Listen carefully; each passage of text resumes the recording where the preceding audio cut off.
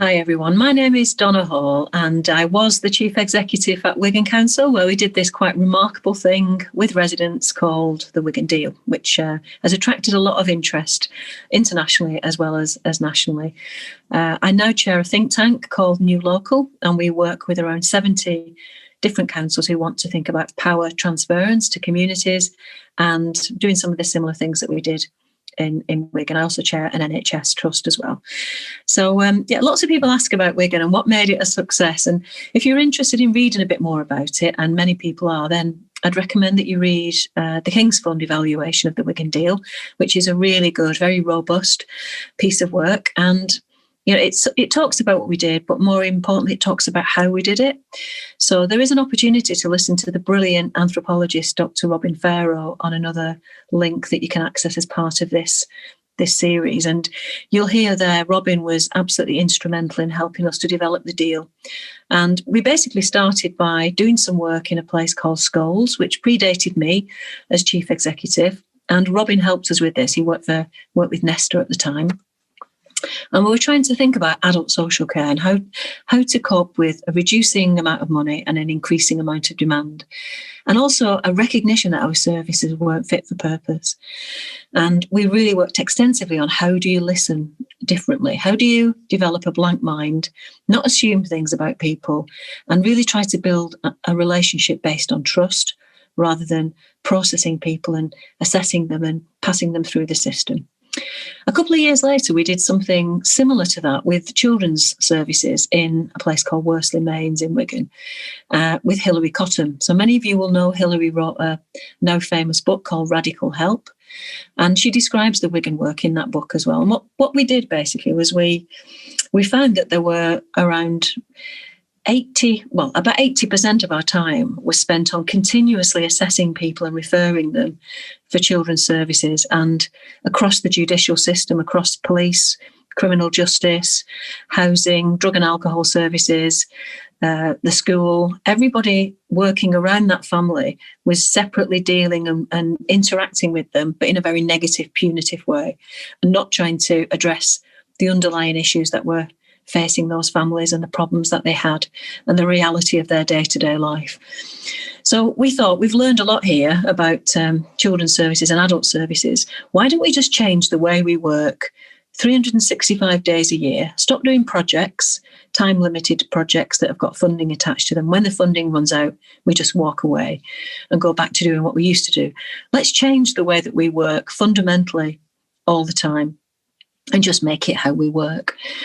Let's call it the deal, because we want to build it as a relational model. It's about a relationship between citizens and the state, and between people who work for the state and other bits of the state, and how all those connections are made in a kind of deal, a kind of social contract, and something where there is psychological safety to try new things, to experiment, and to really boldly go, but with humility. I think, humility is probably one of the most underrated leadership tools that we have. That honesty and saying, I don't have all the answers, but I've got loads of spark plug people in my organisation who can help me. And as chief exec, I tried to surround myself with people who were like that. Not always the most senior people, but people working almost against the grain of the system, like you'll hear from Beverly in a minute, and she's doing some remarkable work in this area at the moment, and trying to really understand the lives of families. So the results were remarkable for the deal. We managed to save about 160 million altogether by stopping doing the things in the system that didn't help people, shifting that percentage of time we spent working with families to build a relationship away from the 80% of assessment and referral, which was costing us to around between 250,000 and $500,000 a year per family when we added it all up across all the different agencies. And at the end of the year, those families were in a worse position than they were at the beginning, because we hadn't actually done anything to help them at all, apart from process them through the sausage machine of children's services. So we realised we had to do something completely different, and we set about it. We made it clear this wasn't a project, this is just what we do, and if you don't want to be part of it, then we will help you to leave with dignity. We had some people who just didn't want to be part of it, and they elected to leave. We also had some people who fought against this system, thought it was a a risky thing to do, and that I think there were some people who actually didn't like working with residents and didn't like the power shift. They found that was not what they signed up for. So we helped them to leave the organisation. I think that unlocked a lot of energy. Some of those people were members of my management team, actually. And what we did, conversely, was we tried to build up the people who had got that kind of different mentality and wanted to do things differently, and promoted them and gave them leadership roles. So we could see a kind of paradigm shift in the whole culture of the organisation. We did systemic listening. We listened intensively as a management team, as politicians, and staff did as well. We used ethnography to redesign the way that we listened in a much deeper way. We didn't make assumptions about individuals and families, and we worked with them, not against them. We didn't set ridiculous thresholds when our funding was cut that people couldn't access. And then when we told people to go away and get worse because you're not bad enough to access the services, when you can access them, we'll just give you the things that we have here on our prescription pad rather than the things that you actually want or need. So we fundamentally shifted our relationship with citizens. We did loads on staff engagement and working differently with our staff and listening to them as well, and changing as a result. And it meant that our staff voted us to be the best council to work for in the UK, which was brilliant. And Wigan was awarded Council of the Year last year because of all the great work that we'd done with our local community. We put 13 million into brilliant preventative community projects that we would never have dreamed up in a million years. They came from neighbourhoods, from local people who wanted to do things together. And in some cases, they just wanted a bit of money and for us to step away.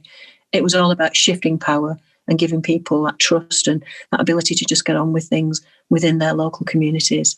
So a remarkable place, still doing some remarkable stuff, and that's the story of the Wigan Deal. I'll hand you back over to Beverly now, who's going to ask me some questions. Okay. But I feel that there's a lot more there that you can tell us. It's interesting to hear from you around the resistance and how that presented.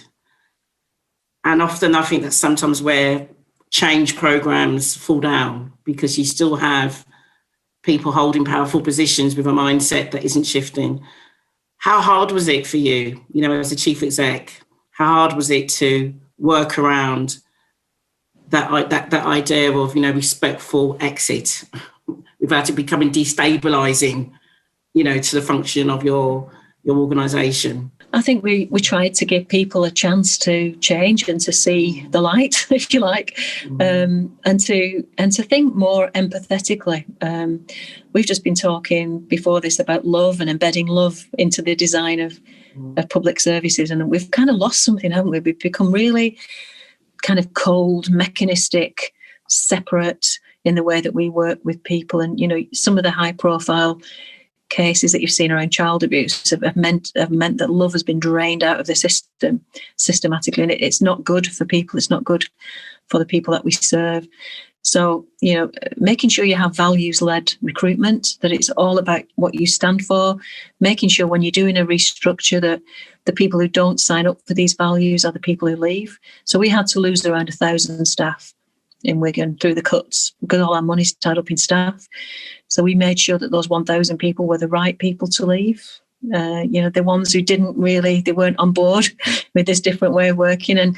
But there were people underneath them who got it, and they really wanted to seize the opportunity to change things. And you could see sometimes in a huge team of about 200 people, one person who was in a leadership role leaves, and suddenly you get this explosion of energy, and all the spark plugs come up. The ones that have been hidden down in the weeds, suddenly they rise up, and we could see some brilliant change happening just as a result of a few people leaving and a few new people coming in who got that energy and could keep the energy of the machine going.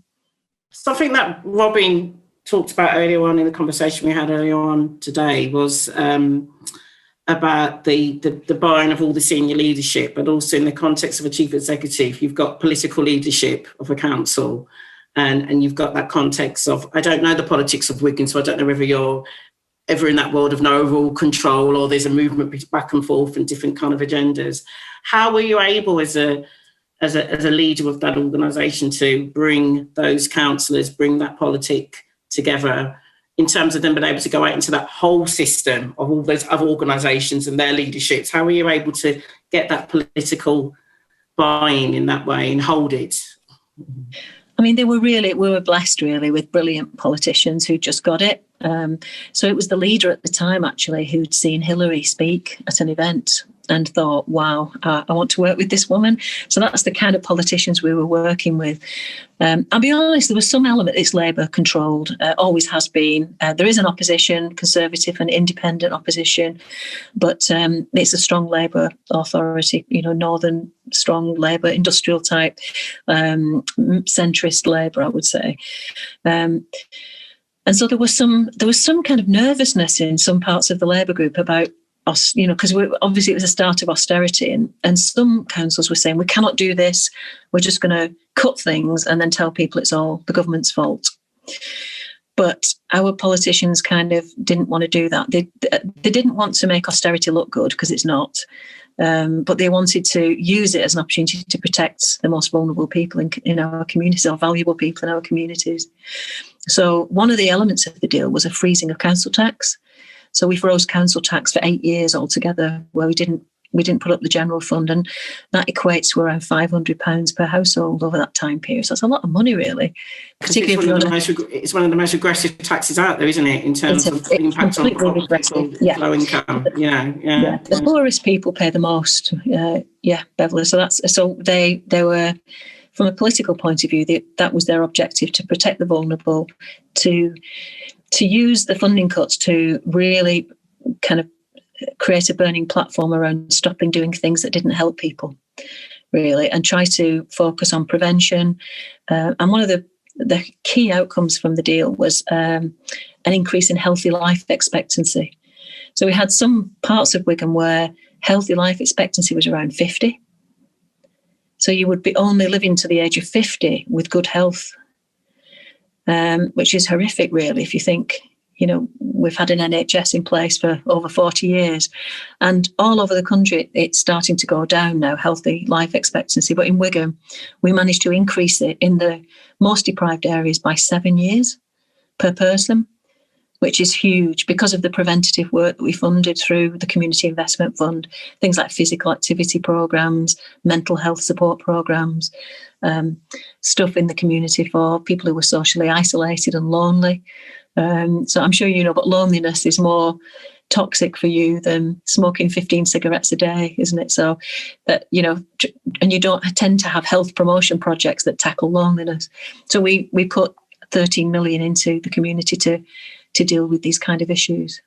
I mean, I think that's so important, that comment about loneliness, and in terms of thinking about young people as well, because I think people often don't visualise or imagine the loneliness of many of our young people, and particularly those of them that are having to, come into systems of care, because of family breakdown and loss of family and connection. I wanted to ask you about this power transfer and this power transfer. And this place and this community and what and how you thought about community, because I sit and I think in terms of communities that are invisible. There are some visible communities and there are those that have a way of accessing a system. So when you're thinking about your power transfer and that redesign, how did you ensure that those that haven't been presenting or present because of the way the system would have operated in the past, because we know there are structural issues around racism and discrimination, and local councils have all had difficulties over the years around housing policies, etc., etc. Again, I don't know Wigan brilliantly, Donna, but the concept of invisible communities or communities that are, I always say, communities that are grieving often, and often under the radar, but knowing bits of the system in quite difficult and hostile ways, say the child protection system or the social care system. So how did you think about those issues? Yeah. And I'm thinking about that in the context of like the explosion of what's happened this summer around Black Lives Matters and the whole agenda. How did you think about that in the Wigan story? I think the first thing we did was we set up the 7 integrated place-based teams where they had ethnography embedded in the way that they worked. they were listening differently to communities, and not just the most vocal communities, because everywhere has these very strong community activists, don't they, that tend to only represent themselves occasionally, rather than, really having that deep knowledge of people in their community. We used elected members as well. We tried to get elected members to be more listening in their role, rather than just, reporting a broken drain or something. They were much more about really trying to understand the nature of communities. I mean, that's where the word democracy comes from. Is it demos, the people, and listening to them in the election process? But, we were getting such low turnouts in elections. People didn't know the councillor, they didn't listen, and they didn't think they were there to listen, really. So we did a lot of work on developing listening skills for elected members, getting them to,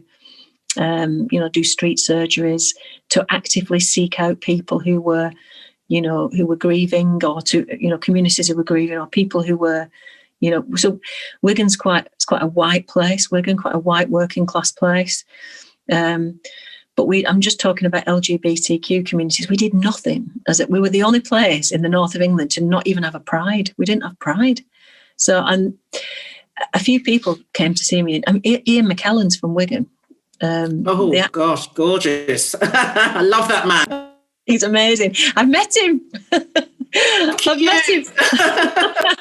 And he wrote me a lovely letter, which I'll send to you, because it was, I helped to get Pride started in Wigan. It caused me so much personal hatred and grief. People were attacking me online, putting pictures of my head on a porn actress's body. It was awful and really nasty, misogynistic stuff. But it's because we funded Pride, or got, primed Pride to get it off the ground. And it was a group of young people who, it's a very kind of traditional northern working class town, Wigan, and, to be gay or to be a lesbian, or to be transgender. It's just hard to come out, isn't it, in that context? Yeah. So we did lots of work, and a lot of it was about kindness. So, embedding kindness into public service policy, and embedding love, so love is not talked about very often. You don't hear it talked about in boardrooms. But what are the things that drive us as individuals? It's love. It's love of our family, of our, partners, of our places that we live. So, to ignore love, I think, and kindness are it's a really daft thing to do. We did a piece of work with a charity in Wigan around homelessness, trying to get some of our street homeless people into good accommodation. And because we hadn't thought about who they loved, they wouldn't come into the accommodation that we'd built, because we couldn't get their dog accommodated, and they loved the dog very often. The dog was the only thing they had in their life. So why would you not listen to them and realise that you've got to think about the dog as well as the person in that situation? So if you don't ignore the thing, it's not about what's the matter with you, it's what matters to you. And how can that person help you understand them? Exactly. Isn't it? It's like, I think it's I went to an event in London last year, and Math Prof from Arwain was there, and he talked a lot about. He talked so much about that. How can you help me? Never mind me help you. It's really beautiful.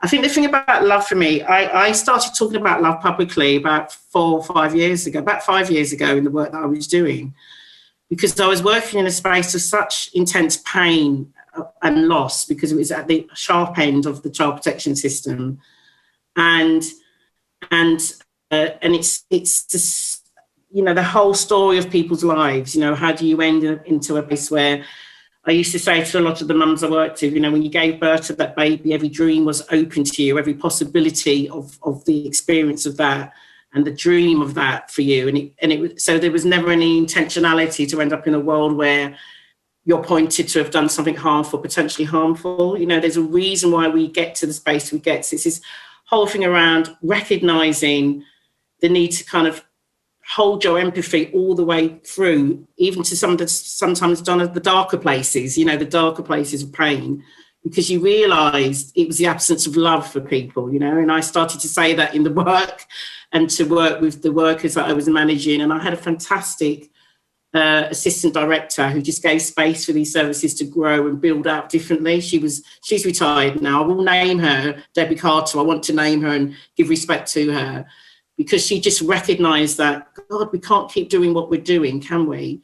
And you know, when you think, Donna, sometimes it's like the fifth generational stories coming through the system, and you're thinking, you know, what a failure, you know, of what a failure for us, you know, because we've got an intention to do well and to do good, you know, and we want to make things better. That's why you come into public service, you know, you know, to support people to have good lives and happy lives, you know. And in that space, we started to recognise that whole world of when somebody comes through the door, you know, and there's a narrative about them, to set that narrative aside, you know, because it's not written by them, it's written by others, you know, and it's with others' kind of views about them. And it was a question of really then, in a sense, these conversations you were having, we started to have those kind of conversations, you know, and ask people about them and their lives and spending time. And I think the opportunity and the change is the recognition that time is needed. You know, you have to have time.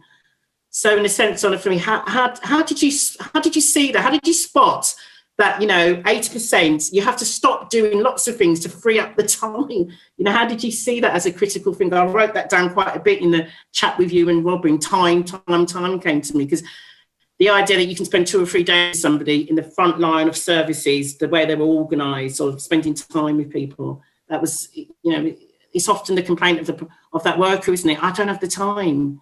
Yeah. How did you recognise the importance of that time? You know? I think I remember once going out with some frontline social workers and just quietly listening to them, and the family said it was okay for me to be there. But I was fascinated with the way that the conversation was entirely about the child, which is, you know, as it should be, but only about the child and not about the wider family. So there was a woman who was in real distress, kind of mental health distress and all sorts of substance abuse going on. And the issue seemed to be for the social worker whether, so the child basically was being ferried around in taxis to do drug drop-offs. But the issue was about the child being safe in the car rather than getting to beneath the real issues around, you know, what's going on here. It was very superficial interaction, and we seem to spend a lot of time doing very superficial interaction. And I think that's where a lot of our time goes on. One little bit, chase up that one little bit. You know, Robin's example from earlier on, that poor woman he described was just being forced to look at one little tiny bit of her life and succeed at that one tiny bit, when fundamentally she had some really serious health problems, you know. And so I just think we've got to stop this target-driven, output-driven way of interaction, because you spend more time doing that than you do actually doing, you know, that deeper listening, that ethnography, that building of a relationship, that building of trust, and sitting down side by side with people and trying to support them and help them to be the best they can be. Like you say, when people have a baby, they want to be the best parent they possibly can be, don't they? Something really interesting to me there in terms of the thing you talked about with Robin was around that I think it was kind of something we might call co-location or you know, integrated systems together, you know, services together, you know, so you can get that holistic kind of conversation. And I suppose one of the things is there's quite a bit of innovation out there around, you know, bringing people together in a place-based way, bringing the services together, because the idea is then that people come through the front door and find what they need to more easily. But you know, that and then you're seeing that there are some results from that. You know, there seems to be better, but they're counted as like outputs. Do you follow me? And you're thinking, well, are they're not really fundamentally, you know, deep, you know, under the level shifting the relationships, because it's still about I come to you to receive something from you, you know, rather than I can come to you, I can come to a space and you work with me to describe, and I can describe what I need, and then, you know, shape those services around me if I'm in need of them. And sometimes I'm not in need of them, thank you very much, okay? You know, I'm allowed to say I don't want them as well, you know? I just wondered a little bit about, because I see a lot of that in some of this innovation that's happening at the moment, Donna, you know, where it seems to be the right things have been said and the ideas have been modelled, but there isn't a sort of shift of power. There isn't this recognition, you know. I think we need to stop thinking along the lines of the stuff that we can provide for people, and start with the person and ask them what they want from us. And they might, like you say, they might want nothing. But, you know, we have this menu, don't we, of things that, you know, I remember in adult social care, it was that the most expensive thing was seen as the best thing when it actually wasn't. So the most expensive thing was a package of care, day centre, minibus, you know, and people were really, they were safe, but they were miserable. You know, so I think we've got to start thinking about what, you know, redesigning different options in the community, because that some of the things that we've got are much more powerful in the local community. So a community, we did some brilliant work with Wigan Warriors, you know, around a rugby memories group where lots of people with dementia didn't want to sit in a day centre with people they didn't know or didn't have any shared interest, but they did love the rugby, and they wanted to reminisce with people who had old programmes, and, you know, they could talk about things, shared interests. So, you know, and that costs hardly anything, whereas, you know, the municipal solution costs a lot of money. So it's crafting a different type of offer by listening and working out what people really want. And it's more than just having a few parents coming in and sitting on a board with you, isn't it? You know, which tends to be some of the stuff that you do see as being, well, we are doing more engagement, or we are working with, and actually all the power still is staying with the professional or staying with the officer, the officer class. Let's put it that way. Yes. You know, and there is, I think one of the things, I suppose, is I thought about when Alexis access to the Spiral Journal, I thought about the capacity to recognise, you know, to take risk, you know, and to see risk as something positive, you know, and how risk is actually a monster in the system for people and stops them from, you know, it can kill good ideas, you know, that risk averseness. I think it's fear that drives a lot of behaviour. It's fear of breaking the rules. And yet I think the biggest risk we face is not doing anything and carrying on as we are with, you know, reducing levels of healthy life expectancy, increasing cost of public services, increasing silo-driven working. And, you know, we've got to completely turn everything that we do on its head. We need a new community paradigm, a different way of thinking about power, and of working with communities. It's essential. The state paradigm alone won't work. Just top-down factory-type model created in the 1940s of its time doesn't work, and it's not evolved. The market paradigm, putting everything out to tender, doesn't work, does it? And we've seen that with test and trace. So what we need is a different form of thinking about the community and the role that they play in power structures. And that's so. It's so pertinent to where I sit at the moment, going into a system called family justice, which is obviously just a subsystem of the welfare system, you know, the wider welfare system, but it's got obviously holds this incredible power in people's lives because it makes decisions about the futures of children if they're in a system which is saying that their parents can't make those decisions on their own or not going to make those decisions again. It's an incredibly powerful institution. And yet, you know, when we talk in terms of community and opening up I keep saying to people, we've got to open up the aperture at least, you know, widen the lens here, you know, at least, and start to look at the journeys of people that come to you. And one of our big pieces of work is to work around how are people coming to this place, what should have been happening way back to get me to stop that from happening. You know, what is happening? Because when you get the chance to look at the individual narratives and the individual storytelling, you can just see there were so many points where help or support would have made the big difference for families and made the big difference. We're understanding, I think of family justice system from the work that we're doing and others are doing around, you know, the driver around deprivation has been a driver for what's pushing families into real levels of stress where, you know, families are breaking down and behaviours are happening because of, you know, the stress of who you're going to feed, how you're going to feed tomorrow, you know, I mean, it's bottom line. And I suppose, you know, Marmot and COVID, and telling us what we know, that those deep inequalities are already there and the pressures of families. And so there's a pressure on the system again. And the reaction of the system is to do that high barring a bit again, and pushing families away from help, as it were, because it's like we can't meet all this demand. And you can also say to people, this demand mentality is the biggest problem, one of the biggest problems, to see it as a demand.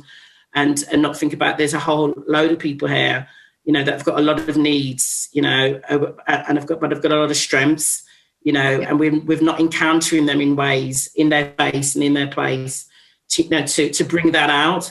Because when you see that happening, you see the power of it, and you see the power of how a generation. And I suppose I experienced it in my social work around the family drug and alcohol work and the court, because it was just about how you saw. When one family's changes the whole estate, Donna. Do you know what I mean? It can change the whole estate. If that family's working differently and feeling strong, the impact it has on connections, it changes the streets, And I remember people used to say to me, there's such a lot of energy put into these, and it's only a few families. I used to say, have you been down so-and-so recently? She's got them all out there doing X, Y, and Z with the kids, because she's, had this kind of second surge, you know what I mean, around her own recovery. And she's out there doing this work, working with, this is what we can do. We can really do that, can't we, around the idea of handing over the power, I've really enjoyed listening to Robin and Beverly today. It's been a fantastic very relaxed conversation, but I've learned so much from those two inspiring people. And it's just to wish you all the best with your work, thinking about how you can transfer power to communities, how you can step back when you need to, how you can inspire the spark plugs, how you can act with a bold humility as a system leader, and that everyone is a leader within their system. Thinking about the assets in a place, thinking about how to listen differently, listen in a very deep way, and embed ethnography in your human-centred redesign of public services that are fit for the future. Thank you.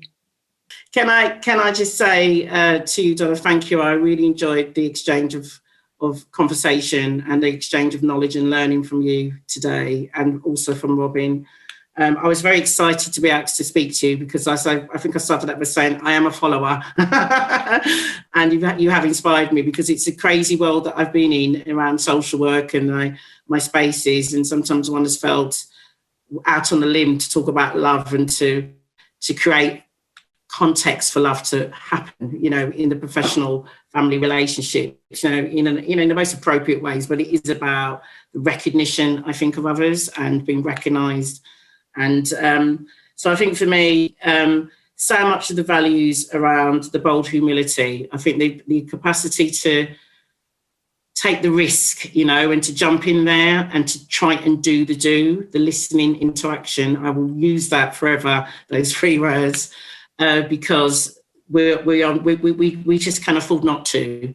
We can't afford not to act, because the system is in crisis for families and children in our communities. And, there's a real danger to democracy for me, Donna, in a sense, if we don't, because it hasn't got, if you lose a legitimacy, the community don't recognise you or credit you, other powerful voices can emerge that can be quite dangerous for the future of our societies. And that's why we have public services, don't we, as a statement about how we want to have a society and how we think about caring for others and the needs of others, not just that terrible individualistic, survival of the fittest tendencies that we have in other parts of the world, and the Western world in particular. So those are my final thoughts, really. Just the statement to those doers out there, those ones with those ideas, those ones who feel that sometimes they're not being listened to, find a friend, make a network, find a friend. I found a friend today, hopefully, Donna Hall. So thank you. You're on, definitely. So that I think that's what I want to say, because it is a struggle and it's a longer term struggle. But I think because we have hope, I think hope is what we work with is hope. So that's it from me.